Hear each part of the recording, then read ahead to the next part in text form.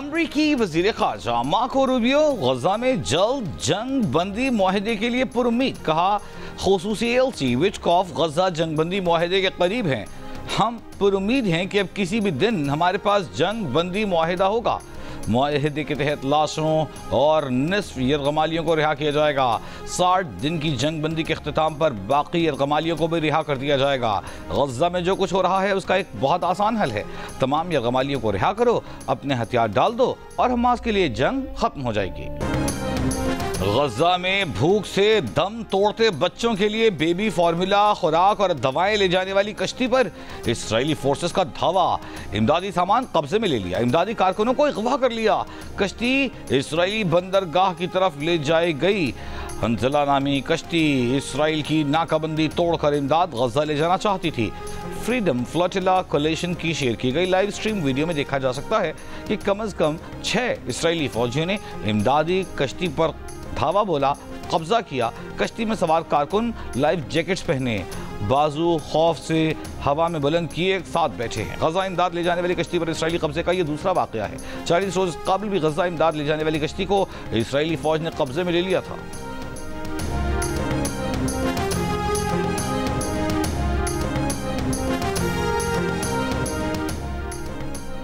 गजा में मखसूस इलाकों पर हमलों में वक्फे के ऐलान के बावजूद इस्राएली फौज के हमले जारी। गजा शहर में इमारत पर हमला, खातून और 4 बच्चे शहीद।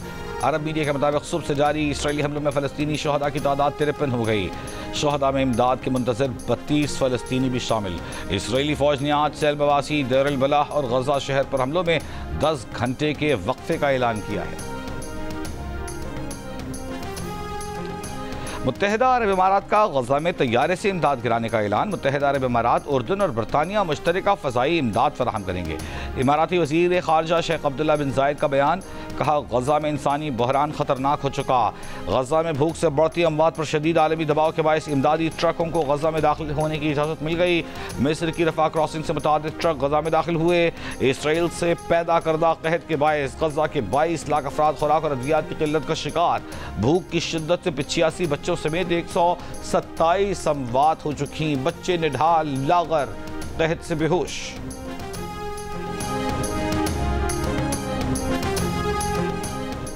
वफाकी वज़ीर दाखिला मोहसिन नकवी ने कहा है कि रवां साल अरबईन के लिए बज़रिया सड़क ईरान और इराक़ जाने की इजाज़त नहीं होगी। ज़ायरीन सिर्फ फ़ज़ाई रास्ते ज़ायरीन जा सकेंगे।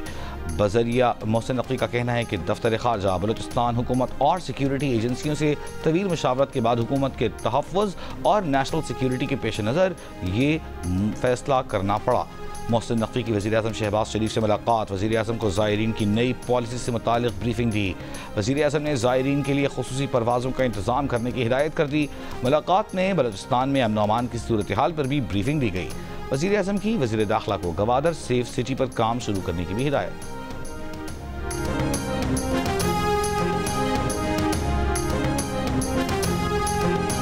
हमने डिफ़ॉल्ट के ख़तरे को दफन कर दिया है। मुल्क में मुआशी इस्तेहकाम आ चुका है। नायब वज़ीर-ए-आज़म इसहाक़ डार का न्यूयॉर्क में पाकिस्तानी कम्यूनिटी से खिताब। कहा, PTI हुकूमत मज़ीद 6 माह रहती तो मुल्क डिफ़ॉल्ट कर चुका होता। तहरीक अदम एतमाद एक मुश्किल फ़ैसला था जो हमने मुल्क की खातिर किया था। कहा, आफ़िया सिद्दीकी पाकिस्तान की बेटी है। आफ़िया सिद्दीकी की रिहाई के लिए सर तोड़ कोशिशें की। खिताब में इसहाक़ डार ने कहा कि हमने भारतीय प्रोपेगेंडे को दुनिया के सामने बेनकाब किया। भारत की बौखलाहट अभी तक ख़त्म नहीं हुई। पाकिस्तान अमेरिका के साथ भी मजबूत तरीन ताल्लुकात चाहता है। इन ताल्लुकात को चीन के साथ पाकिस्तान की बरादराना पार्टनरशिप के लेंस से न देखा जाए।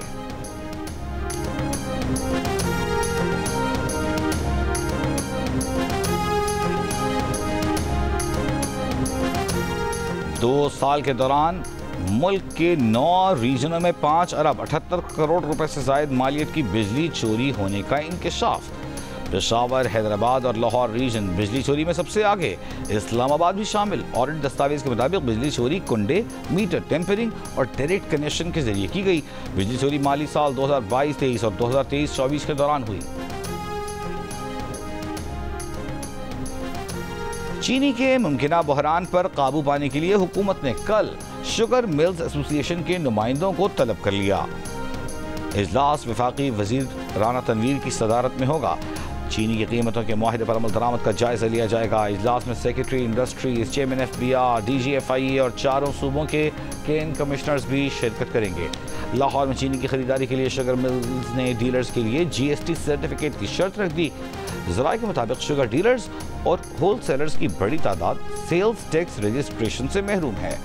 सर्टिफिकेट की शर्त से मार्केट में चीनी से मुताल्लिक गैर यकीनी सूरत हाल। ओपन मार्केट में चीनी 200 रुपये किलो से जायद में फरोख्त होने लगी।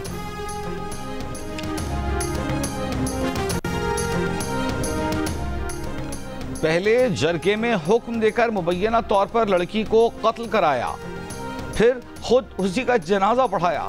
रावलपिंडी में जरगे के हुक्म पर शादीशुदा खातून के कत्ल केस का ड्रॉप सीन। पुलिस के मुताबिक कत्ल का फैसला जरगे के सरबराह असमतुल्लाह ने दिया। पुलिस के मुताबिक 11 से 16 जुलाई के दरमियान जरगे में असमतुल्लाह पेश रहा। जरगे के सरबराह असमतुल्लाह की बाजार में हवाई फायरिंग की वीडियो भी सामने आ गई। पुलिस असमतुल्लाह को गिरफ्तार कर चुकी है। दूसरी जानिब मकतूला का दूसरा शौहर भी सामने आ गया। उस्मान ने खुद को पुलिस के हवाले कर दिया है। उसने पुलिस को निकाह की दस्तावेजात भी पेश की हैं। निकाह की दस्तावेज के मुताबिक खातून और उस्मान का निकाह 12 जुलाई को मुजफ्फराबाद में हुआ। निकाह के बाद मकतूला ने जुडिशल मजिस्ट्रेट मुजफ्फराबाद के रूबरू मर्जी से निकाह का बयान भी जमा कराया। बताया कि पहला शौहर उन्हें ज़बानी तलाक दे चुका है। उन्होंने अपनी जान को लाहिक खतरे का जिक्र किया और अदालत से तहफ़्फ़ुज़ भी मांगा था। मकतूला के दूसरे शौहर उस्मान के वालिद ने कहा कि निकाह के 4 दिन बाद 10 लोग हमारे घर असलहे समेत दाखिल हुए। जान से मारने की धमकियां दी गईं। बाद में राब्ता करके कहा कि अब निकाह हो गया है तो लड़की वापस कर दो, इसे बाज़ाब्ता रुख्सत करेंगे। वो लोग लड़की को ले गए। बाद में पता चला कि उसे कत्ल कर दिया गया है।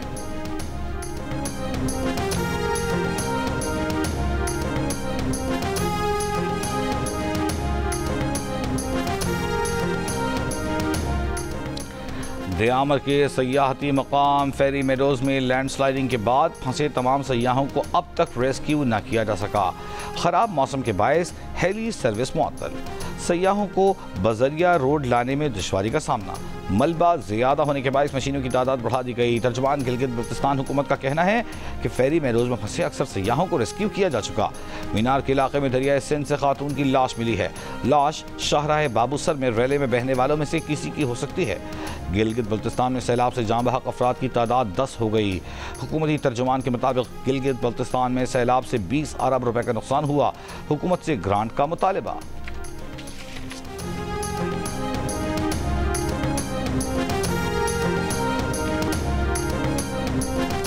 मुल्क भर में हालिया बारिशों और सैलाबी सूरत हाल से 272 अफराद जाँ बहक और 650 जख्मी हुए। NDMA ने बारिशों से नुकसान की तफसीलात जारी कर दी। पंजाब में सबसे ज्यादा 145 अफराद जाँ बहक हुए। खैबर पख्तूनख्वा में 64, सिंध में 25, बलूचिस्तान में हालिया बारिशों से 20 अफराद जाँ बहक हुए। बारिशों से 1200 घरों को नुकसान पहुंचा। 367 मवेशी भी हलाक हुए।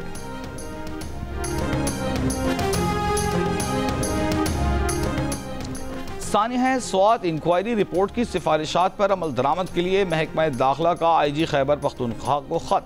मुतल्लिका अफसरान के खिलाफ 60 दिन में कार्रवाई का हुक्म। ज़राए महकमा दाखिला के मुताबिक खत में कहा गया है कि दरिया के किनारे सेफ्टी के लिए नया रेगुलेटरी फ्रेमवर्क 30 दिन में नाफिज किया जाए। कानून और ज़वाबित में खामियां दूर करके नया निज़ाम वज़ा किया जाए। हसास मकामात पर पुलिस की नुमाया मौजूदगी और वार्निंग साइन बोर्ड्स नस्ब करने की हिदायत। इंक्वायरी रिपोर्ट में पुलिस की गफलत और दफ़ा 144 के तहत पाबंदियों पर मुकम्मल अमल दरामद न करने की कोताहियाँ सामने आई थीं।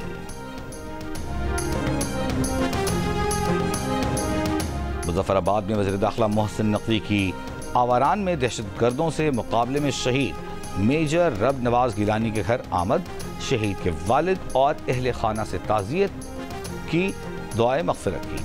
वज़ीर दाखिला ने शहीद मेजर रब नवाज के वालिदैन के अज़्म व हौसले को सराहा। इस मौके पर मोहसिन नकवी का कहना था कि मेजर रब नवाज ने फितनतुल हिंदुस्तान के दहशतगर्दों के खिलाफ बहादुरी से लड़ते हुए कीमती जान वतन पर निशावर की। वो हमारे दिलों में हमेशा जिंदा रहेंगे। शोहदा के ख़ानदानों के साथ खड़े थे और हमेशा खड़े रहेंगे। खैबर पख्तूनख्वा के IG ज़ुल्फ़िकार हमीद ने कहा है कि सूबे में कुछ हाईवेज़ ऐसी हैं जो ख़तरनाक इलाकों में हैं। ऐसे हाईवेज़ पर तालिबान आते हैं, नाका लगाने की कोशिश करते हैं तो पुलिस फौरी कार्रवाई करती है। तालिबान को हाईवेज़ पर आने से रोकने का मुस्तकिल हल टांग DI खान रोड पर चौकियां कायम करना है। IG का कहना था कि दरा जंदा और बलूचिस्तान तक जो रोड जाती है उन पर भी चौकियां कायम करने की ज़रूरत है। चौकियां कायम करने के लिए स्कीम मंजूर हो गई है, फंड्स मिलते ही उनको मुकम्मल करेंगे। आईजी खैबर पख्तूनख्वा ने कहा कि मोटरवे पर 1 साल से पेट्रोलिंग बंद थी, हमने दोबारा शुरू की है। खुर्रम में सूरत हाल नॉर्मल हो चुकी, तमाम बंकर्स खत्म कर दिए गए हैं।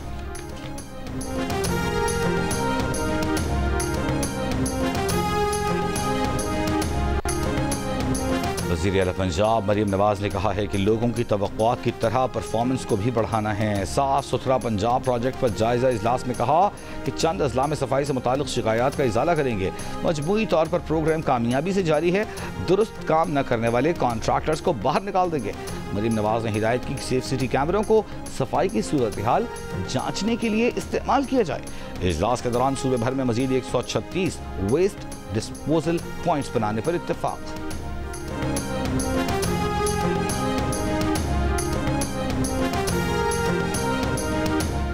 पीटीआई खैबर पख्तूनख्वा के सदर जुनैद अकबर का कहना है कि पीटीआई के एहतजाज से मुताल्लिक हिकमत अमली का ऐलान 1 अगस्त को किया जाएगा। एहतजाज से मुताल्लिक पार्टी रहनुमाओं की राय ली जा रही है। 5 अगस्त का एहतजाज तहरीके तहफ़्फ़ुज़ आइन के प्लेटफॉर्म से होगा। वज़ीर आला खैबर पख्तूनख्वा यमीन गंडापुर कहते हैं कि बानी पीटीआई को तोड़ने वाले खुद टूट जाएंगे, अवाम उनके साथ हैं। बानी पीटीआई के साथ चट्टान की तरह खड़े हैं, पीछे हटने का सवाल ही पैदा नहीं होता।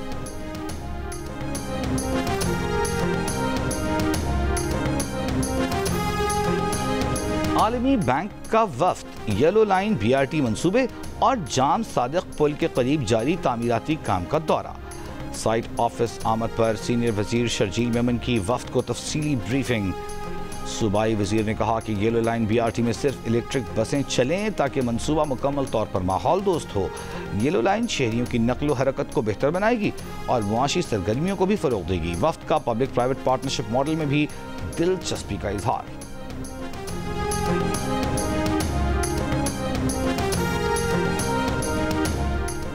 मुल्क में पोलियो के 3 नए केसेस सामने आ गए। कौमी इदारे सेहत ने लकी मरवत, शिमाली वजीरिस्तान और उमरकोट से एक नया केस रिपोर्ट होने की तस्दीक कर दी। रवां साल मुल्क में रिपोर्ट पोलियो केसेस की तादाद 17 हो गई।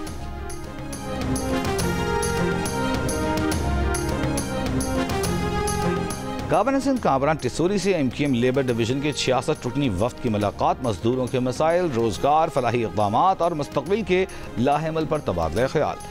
गवर्नर सिंध ने लेबर के किरदार को सराहते हुए उनके मसाइल के हल के लिए मुकम्मल ताउन का यकीन दिला दिया।